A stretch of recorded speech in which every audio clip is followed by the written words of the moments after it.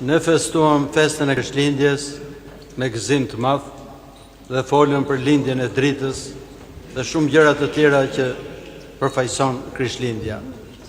Por të dielën pas Krishtlindjes kisha na kujtone për diçka tjetër, që realiteti i botës nuk është vetëm gëzimi.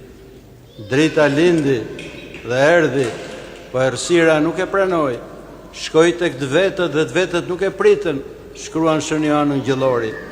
Gjithë do të thotë që drita e Krishtit nuk pranohet nga të gjithë. Shumë njerëz do e kundërshtojnë.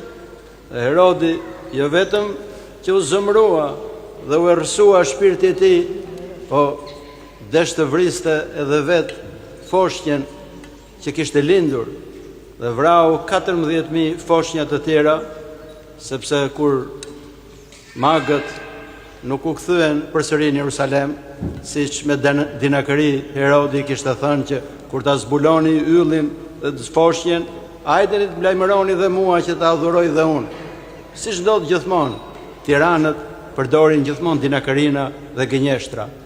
Dhe kur magët ikën dhe nuk u kthyen përsëri, ai u zëmrua shumë. U zëmrua dhe urdhëroi që të vriste të gjithë foshnjat që ishin atje. Ju mund ta merrni me mend se çfarë masakre e madhe. Të vriten foshnje mira nga mosha 2 vjeç edhe poshtë. Përse Herodi kishte këtë zemrit të madh e donte ta vriste? Sepse nëse njeriu zaptohet nga pushteti, shpirti i tij fillon dhe errësohet. Nuk i vlerëson më njerëzit e tjerë se çfarë janë.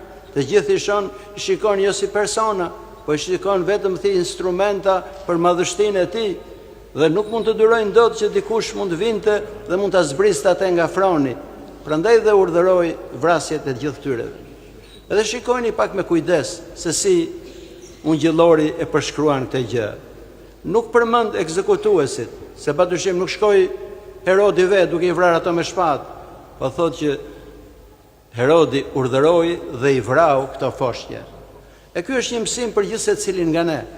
Nëse ne nxisim një njerëz të vjedhë, jemi ne fajtorët, më shumë se sa ai.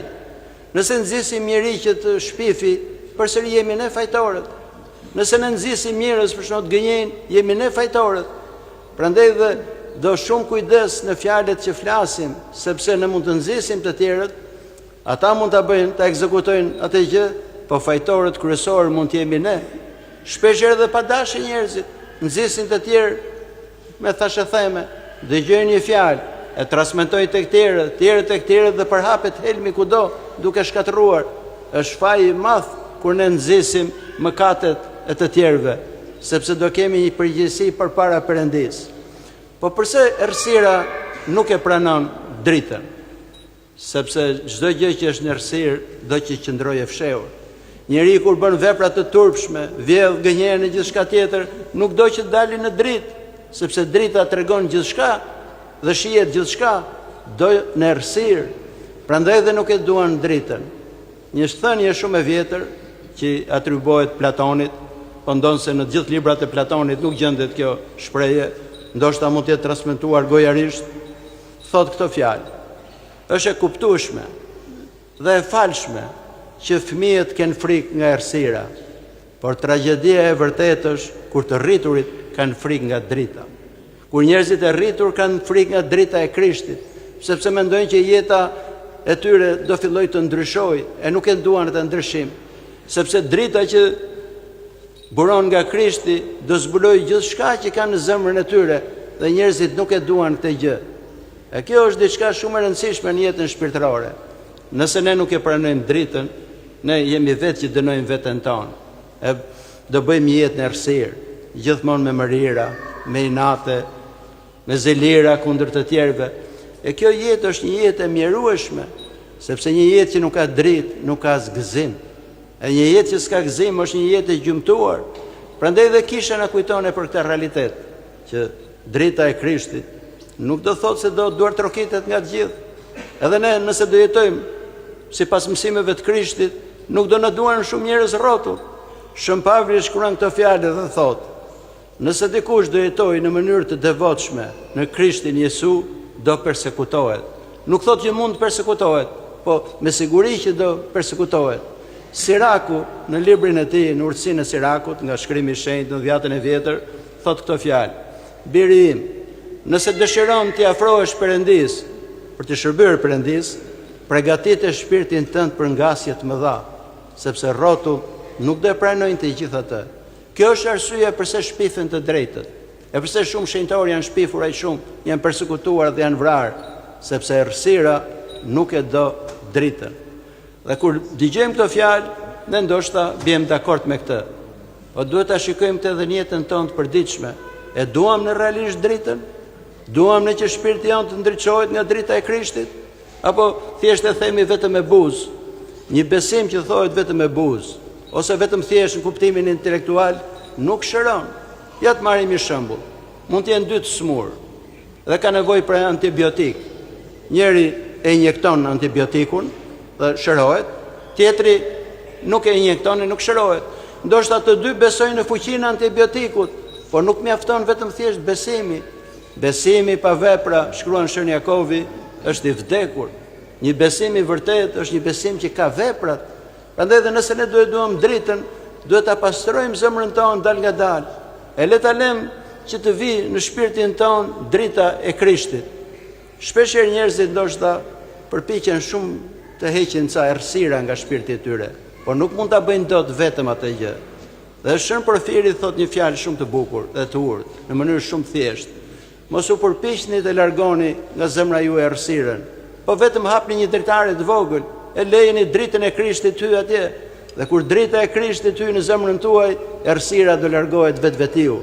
Prandaj dhe ne kur flasim për dritën e Krishtit, për lindjen e dritës, dielli i drejtësisë, le të krijojmë një dritare të vogël në shpirtin tonë, që të hyjë ajo dritë e do largoj errësirën. E largimi i errësirës do e çlirojë njeriu. Do japi një thellësi zemrës tij, mendjes të tij, dhe do gjejë një gëzim jashtëzakonisht të madh, sepse atje ku është Zoti, atje është dhe gëzimi. Si thot Zoti kujdestarëve të mirë, i thot të lumt kujdestar besnik, hyrë në gëzimin e Zotit tënd. E përdor fjalën gëzim si sinonim i fjalës jetë, sepse një jetë në kuptimin e Perëndis është një jetë që ka gëzim, por një jetë në errësirë nuk ka gëzim. Kur njerëzit mbushen me mërira të kota, inate, zilira, çmira, i shtyn ato që të bëjnë gjëra që s'duhet të bëhen, ai nuk mund të ketë gëzim. Nuk mund të gëzohesh do ti vetëm duke dëmtuar të tjerët.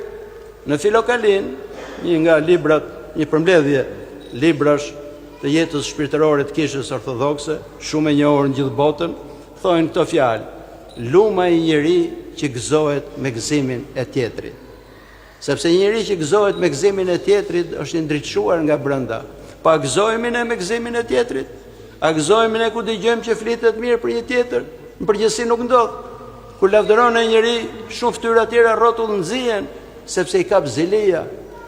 Nëse ne nuk kemi fuqinë për të gëzuar me gëzimin e tjetrit, do thotë që në shpirtin tonë po mbretëron errësira. Prandaj dhe Ungjilli i sotëm është një kujtesë shumë e rëndësishme për gjithë secilin nga ne, për të kuptuar thellë brenda tij, e do ai realisht Krishtin, e do dritën e Krishtit në zemrën e tij, apo vetëm thjesht me buzë nga jashtë. Sepse nëse ne themi që e lavdërojmë dritën dhe brenda shpirtit tonë kemi errësirë, në fakt nuk e duam dritën. Dhe Herodët nuk janë vetëm thjesht tiranët. Herodët janë dhe brenda nesh. Dhe Herodët e brendshëm janë akoma më të rrezikshëm. Kur fillon dhe lind drita e Krishtit në zemrën e çdo njeriu, çdo pasion që kemi ne do mundohet që ta heqë atë. Dikush duke interpretuar nga ana intelektuale që shumë mirë thohet atje, po jeta ka këto vështirësi, gjen justifikime të pafundme që mos ta pranoj dritën. A nëse nuk e pranojmë dritën, si do ndriçohemi ne? Dhe gëzimi i Krishtlindjes nuk do mbaj gjatë. Do jetë atë ditë pak nga ana e jashtme dhe nuk do jetë një ndryshim i brendshëm. Prandaj dhe Ungjilli i sotëm na kujton ne për këtë gjë, që të luftojmë për ta pasur dritën, sepse errësira nuk e do dritën. Dhe errësira nuk vjen vetëm nga jashtë, sepse errësira jashtme mund të luftohet më lehtë. Errësira më e tmerrshme është errësira brenda shpirtit njeriu. Ajo errësirë nuk e pranon dritën, duke gjetur justifikime të pafundme. Prandaj dhe Kisha na kujton për këtë gjë kaq shumë të rëndësishme sot. që gjithë gëzimi që erdhi shpëtimtari në botë nuk u prit mirë nga bota. Dhe vazhdon akoma dhe sot nuk pritet mirë. Shumë njerëz disa mundohen ta bëjnë qesharake, sepse nuk e kuptojnë thellësinë e ungjillit. Ungjilli është i thjeshtë sepse është i thellë. Çdo e vërtet është shumë e thjeshtë. Gënjeshtrat janë të komplikuara, por qytetërimi i sotëm i ka bindur njerëzit që e vërteta duhet të jetë shumë e komplikuar. Duhet të jetë filosofi shumë e sofistikuar që ta shpjegoj. Në fakt është e kundërta. Sa më e thjeshtë jetë diçka, aq më e vërtetë është. Nga që Zoti e di emrin e çdo gjëje, flet shumë thjesht, edhe shumë qartë, por shumë thellë, sepse thellësitë më të mëdha janë pikërisht kjo thjeshtësia. Nëse ne do thjeshtësojmë shpirtin tonë, e do fillojmë ta heqim errësirën, padyshim që do fillojmë të kuptojmë, dhe jo vetëm të kuptojmë ungjillin, por dhe të shijojmë bukurinë e ungjillit. Kushdo që e ka ndjerë bukurinë e ungjillit në shpirtin e tij e kupton se çfarë duhet të themun me këtë fjalë. Nuk ka gëzim më të madh kur ndjen që Zoti është i pranishëm në jetën tënde edhe në zemrën tënde. E Zoti është i pranishëm tek ne vetëm nëse ne përpiqemi të largojmë errësirën. Nuk e bëjmë dot vetëm pa hirin e Perëndis. Prandaj dhe shenjtorët ishin njerëz shumë përulur, nuk mburreshin. Nëse shikoni në një vend që njerëzit mburren për çdo gjë, që historitë e tyre janë sa mirë e ka bërë ky, sa keq e ka bërë ai tjetri, Zoti nuk është atje. Aty ku janë thashethemet, shpifjet, mërit, zëmrimet, Zoti nuk është atje. Zoti është atje ku ka ndriçim, e ku ka dashuri, dhëmshuri dhe respekt për gjithë njerëzit që janë rrotullnesh. Le të gëzohemi me përparimin e njerëzve tjerë, sepse ky gëzim do na ndriçojë ne më tepër, duke u gëzuar me gëzimin e tjetrit, do thotë që zemra jonë është e pastër. Le të përpiqemi ta pastrojmë zemrën tonë, që Krishti të lindi brenda nesh. Shën Pavli shkruan e thotë që Krishti duhet formohet brenda jush. Çfarë do thotë kjo që Krishti të formohet brenda jush? Do thotë që Krishti të lindi në zemrën e gjithë secilit nga ne. Nëse shpirti i njeriu të mbarset me fjalën e Zotit, Krishti do lindi në zemrën e tij. Dhe atëherë ai do shijojë e do ngazëllohet nga Krishtlindja, sepse do e kuptoj thellë se çfarë do thotë Krishtlindja për gjithë secilin nga ne. Le të mundohemi të jemi bijtë e dritës, e të largohemi nga errësira, sepse drita që do jetë brenda nesh do na ndriçojë e do na japi gjithmonë gëzim. Amin.